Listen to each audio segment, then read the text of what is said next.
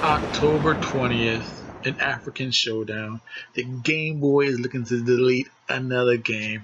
The Hitman's looking to take another target in his crosshairs. We're talking the African showdown, the WBO Light African title. Talking Emmanuel the Game Boy Tagoe taking on Paulus the Hitman Moses right here on the WRT Boxing Show. Let's get into it. In 5, 4, 3, 2, 1. You can hate him for not making that fight happen, but this is an unbiased show. We talk boxing. If it is just some missed details, the WRT Boxing Show, Mr.A is here to help you, because that's what we do. We talk that boxing, spit that fire on the internet, dragging on the net, hashtag dragging on the net. You know, follow me on at Twitter at RRTB Show. The WRT Boxing Show with Mr.A.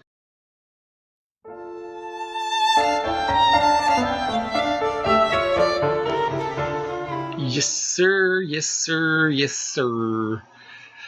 This is a fight I'm very intrigued about, a fight I didn't want, a fight of two fighters that I highly wanted to see. You know, it's one of those fights when you're like, damn it, why those two got to fight? You know, I felt Moses got robbed against Beltran. He deserved to be champion. He deserved to have fought Pedraza. And then Tagoe, you know, this is going to be my second time covering him since I started the show.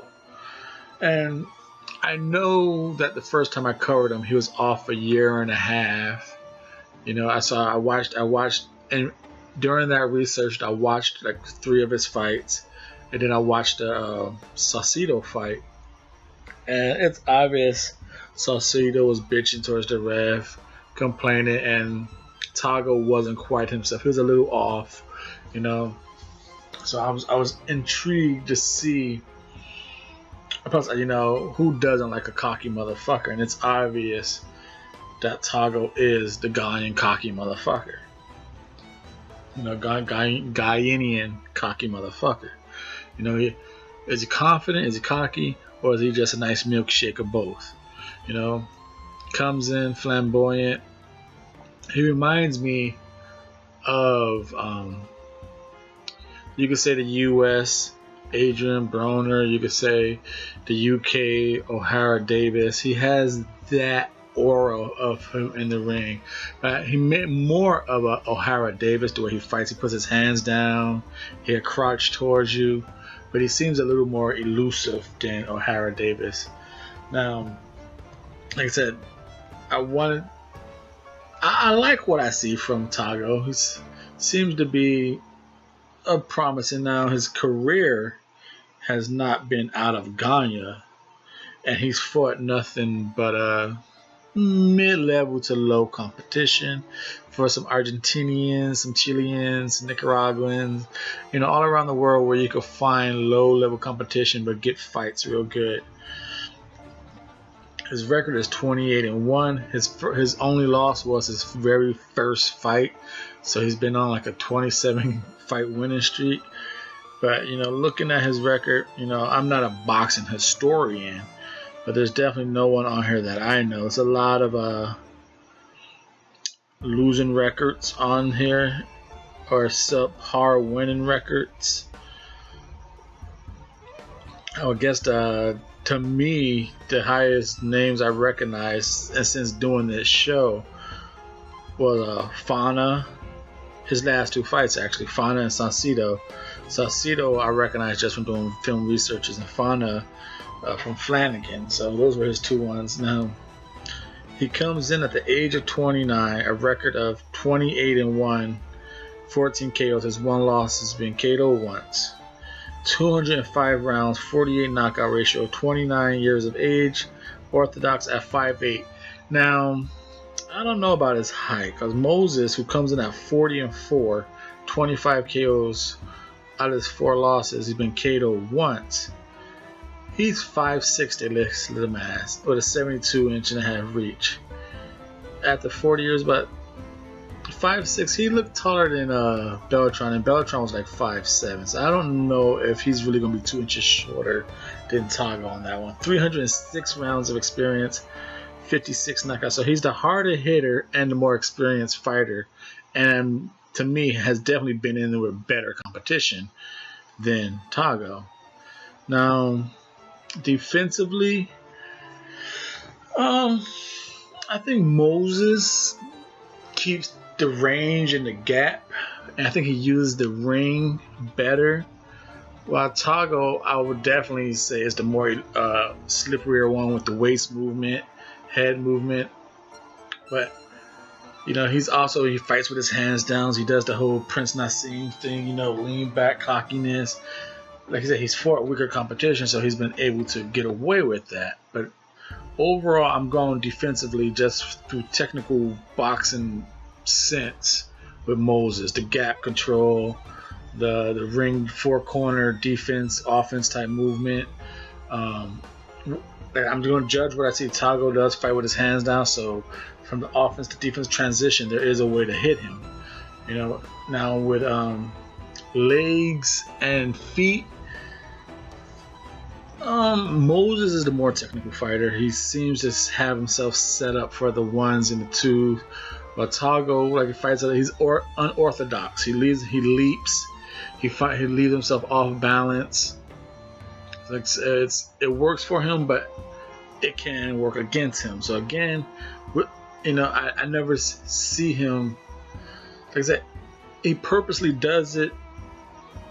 But if we're just judging on feet, technical feet, we go with Moses. You know, now offensively, Tagoe has the faster hands, the better punch combination. Now, I think Moses has the jab, a better 1-2, and perhaps even a better body work, a 1-2 body connection. Now, does he have the stamina to fight at Tagoe's pace? That's where it's going to come to this. To me, that's where this fight's going to come down, because Tagoe, I believe, is the less superior fighter, but can push Moses to the limit with pressure. And we've been seeing a lot of pressure fighters win the last couple of weeks. We saw Porter, we saw Novalki versus Martin. We saw who else was just pressure fighters. Just I can't even think about. Just recently, in the last 2 weeks, we've been seeing pressure fighters take it just from volume of work. And I think Tagoe can do that against Moses, because Moses needs to be legit set 1-2 move around the ring. You know, he is the elder at 40 years old, taking on a 29. So the energy and the youth is going to be on the Game Boy side. Now, will it be energy versus the older man? We're going to have to see, because definitely, I believe that's the only way I think Tagoe could win. You know, unless I take away boxing, it's always that one hit chance, and on the chin, everyone can get fucked up in boxing. But just technically, skill for skill, I don't see Tagoe outboxing Moses.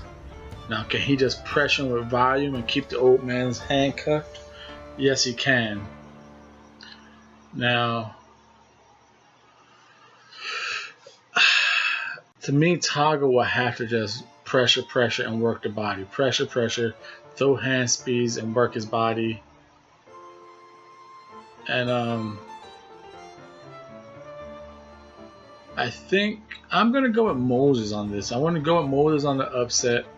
I think Tagoe leaves himself. He's hittable. He's very hittable.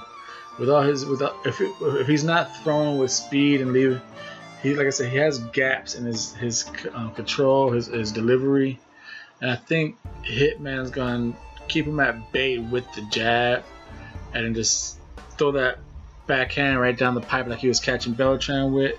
And I think Tagoe hasn't quite, like I said, he was Obviously, he was a little off against Alito, but I still think, even at this age, I think Hitman could offer something, and I think he's